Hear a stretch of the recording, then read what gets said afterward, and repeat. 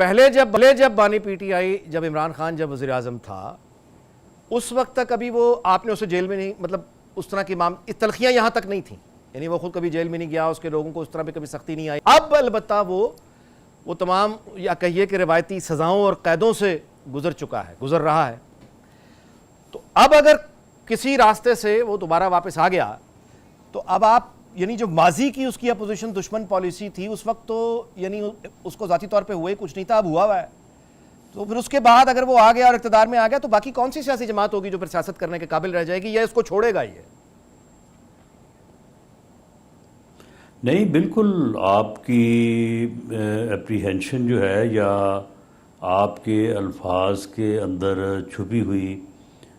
جو صورتحال ہے اس کو ہم پوری طرح سے سمجھ رہے ہیں، اور ہمیں اس میں کوئی شبہ نہیں ہے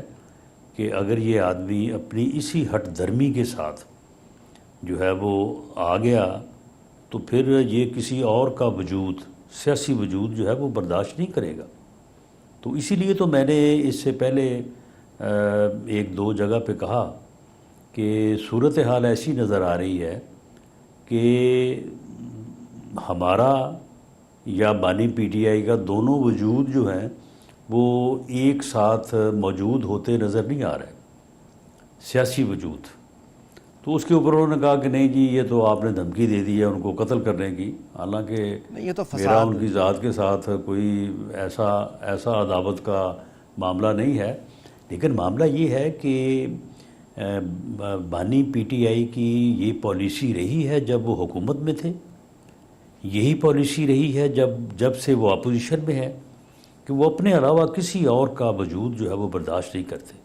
تو پھر اگر ایسی صورتحال ہو تو پھر دونوں میں سے پھر ایک کا وجود ہی رہتا ہے. ایک ہی رہتا ہے، یہ بالکل درست ہے. اور اگر میں نے یہ کہا تھا کہ یا پھر وہ رہیں گے یا ہم رہیں گے، یہ بالکل درست تو اس کے اوپر پھر وہ خواہ مخواہ دوسری طرف بات کو لے گئے تو بات تو پھر یہی نظر آتی ہے. لیکن میرا اندازہ یہ ہے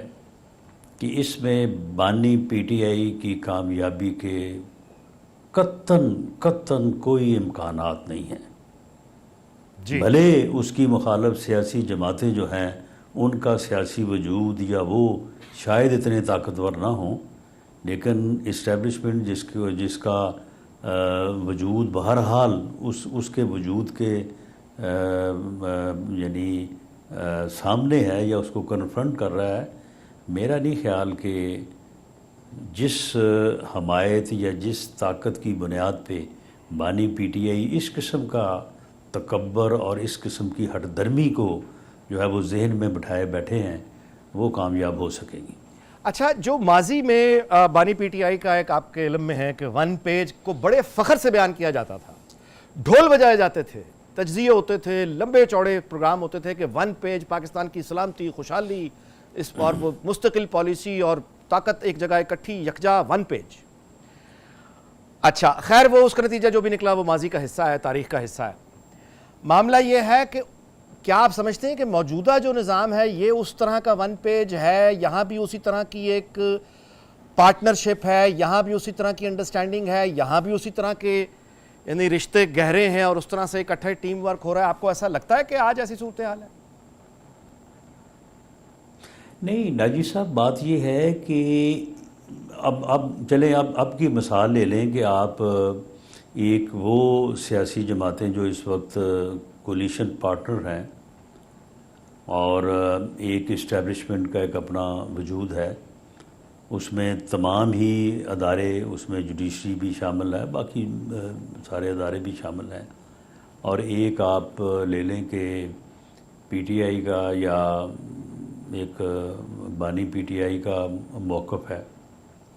ان تینوں میں سے یا ان دو میں سے کوئی مل کے وہ اگر یہ کوشش کریں کہ ہم ون پیج پہ ہو کے تیسرے فریق کو جو ہے وہ بالکل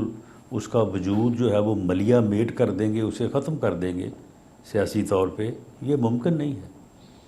اگر اسٹیبلشمنٹ چاہے کہ وہ سیاسی جماعتوں کا وجود اور انہیں بالکل ختم کر دے گی، نہیں کر سکتی. اس سے پہلے کوششیں ہوئی ہیں، ایسا نہیں ہو سکا. اور اگر ایک سیاسی فریق چاہے کہ میں دوسرے فریق کو بالکل صفحہ ہستی سے مٹا دوں گا، یہ ممکن نہیں ہے. اس سے پہلے بڑی کوششیں ہوئی ہیں، اس سے پہلے پی ایم ایل این اور پیپلز پارٹی بھی آپس میں 90 کی دہائی میں یہ کوشش جو ہے وہ انتہا تک کر کے دیکھ چکے ہیں، اور پھر آخر انہیں جب سمجھ آئی تو انہوں نے چارٹر آف ڈیموکریسی کیا۔